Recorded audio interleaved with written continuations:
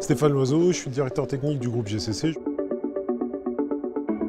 On est dans un métier, on le sait tous, où il est difficile de gagner de l'argent. Donc il est important aujourd'hui de profiter des innovations technologiques, mais pas que. L'innovation a aussi un autre intérêt, c'est l'attractivité de nos entreprises. Parce qu'au-delà du fait que la situation économique n'est pas facile, on a aussi beaucoup de mal à recruter les jeunes talents. La jeune génération qui a grandi, je pourrais dire comme exemple avec Minecraft. Donc, si vous restez dans le schéma traditionnel, on va dire du maçon, on n'attire pas les jeunes talents dans nos métiers. Donc l'intérêt il est double, bien sûr productivité pour améliorer nos marges, mais également attirer les jeunes talents qui seront les cadres dirigeants de nos entreprises demain.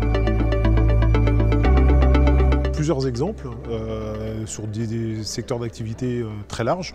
Le numérique, bien évidemment. La maquette, tout le monde en entend parler. Et aujourd'hui, en développant des applicatifs autour de la donnée qu'on capte à travers la maquette, on s'aperçoit qu'on améliore le temps de travail, on va dire, de nos ingénieurs. Et ça permet de redonner un sens à nos métiers. Mais pas que. Il y a les contrôles sur chantier, la réalisation de contrôles par réalité augmentée. Pendant longtemps, on a repris des trous qui n'étaient pas au bon endroit. Maintenant, on se dit quand même que c'est mieux si les trous ils sont contrôlés avant fermeture des banches. Ça permet d'éviter des heures de reprise, donc de gagner du temps, puis au passage de la pénibilité, parce que pour le gars qui est au marteau-piqueur, c'est pas très sympa.